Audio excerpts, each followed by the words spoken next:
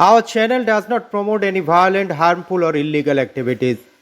হবে দেখুন, নির্বাচন কমিশন সেটা জানবে, বুঝবে, কীভাবে করতে তো হবে। স্বাভাবিকভাবে নির্বাচন কমিশন যদি মনে করে অন্যরকম কিছু ব্যবস্থা করবে, কোথা থেকে হায়ার করবে, তারা বুঝবে, সেখানে আমাদের বিষয়। 7ই সেপ্টেম্বর এসএসসির পরীক্ষা রয়েছে, কিন্তু তার আগে একটা অভিযোগ করছে যে প্রশ্নপত্র ফাঁস, 50,000 টাকার বিনিময়ে প্রশ্নপত্র। দেখুন, এই ধরনের অভিযোগ তো এর আগে উঠেছে, নতুন তো কিছু নয়। তৃণমূল কংগ্রেস তো দোকান খুলে রেখেছে, দোকান খুললে পরে সেই দোকান তো চট করে বন্ধ করে দেওয়া যায় না। দোকান চলছে, প্রথম হাফে দোকানে যা বিক্রি হয়েছে তা নিয়ে চিৎকার চেঁচামেচি চলছে, তাই এখন অন্যভাবে দোকান চালানোর চেষ্টা হচ্ছে।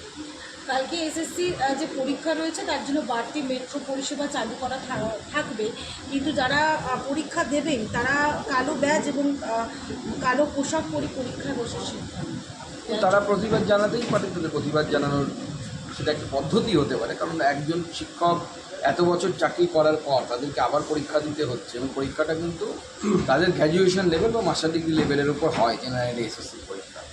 স্বাভাবিকভাবে তারা যেহেতু পড়াশুনোর মধ্যে নেই, স্কুলের যে পড়াশুনো তার মধ্যে ছিলেন, তাদের পক্ষে দেওয়াটা, কারো পক্ষেই দেওয়াটা সম্ভব নয়, মানে সেইভাবে দিতে পারবেন না যেভাবে প্রথমবার দিয়েছিলেন। মুখ্যমন্ত্রী মমতা বন্দ্যোপাধ্যায় দাগিদেরকে গ্রুপ সিতে চাকরি দেবেন বলেছেন, কোন কোন পথে? এটাও ললিপপ, এবং তার কারণ তো আপনারা বুঝতেই পারছেন। আমি আগে বলেছি যে এই ঘুষ যারা দিয়েছিলেন তারা তো আর ছেড়ে দেবে না, তারা তো তৃণমূল নেতাদেরকে কাঁঠাল গাছে বাঁধবে, আম গাছে বাঁধবে। তার হাত থেকে বাঁচানোর জন্য, তাদের হাত থেকে বাঁচানোর জন্য এখন এই সমস্ত প্রচেষ্টা চলছে, কিন্তু এটাও পারবেন না, কারণ আইনগতভাবে এটাও চ্যালেঞ্জের মুখে পড়বে, এটা দেওয়া সম্ভব না। চাচরে পুলিশকে মার তৃণমূলের গ্রেপ্তার বিজেপি নেতা, প্রতিবাদ জানাতে গিয়ে থানার সামনে বিজেপি সাংসদ খগেন মুর্মু রাত থেকে দলীয় কর্মীদের নিয়ে প্রায় 17 ঘন্টা বসে থাকতে হলো, থানার আইসি দেখা করলেন না। দেখুন, এই ধরনের অরাজকতার অবস্থা চালু করে রেখেছে, এবং তৃণমূল কংগ্রেসের যে প্রশাসন এই মুহূর্তে দলদাসে পরিণত হয়েছে। প্রশাসন আর পশ্চিমবঙ্গের প্রশাসন নেই, পশ্চিমবঙ্গের প্রশাসন এই মুহূর্তে তৃণমূলের প্রশাসনে রূপান্তরিত হয়েছে। বিধানসভার যে ভোট, সেই ভোটের টাকার বিনিময়ে টিকিট বিলির অভিযোগ, একজনকে গ্রেপ্তার করা হয়েছে এই মুহূর্তে শেক্সপিয়ার সরণি থানা।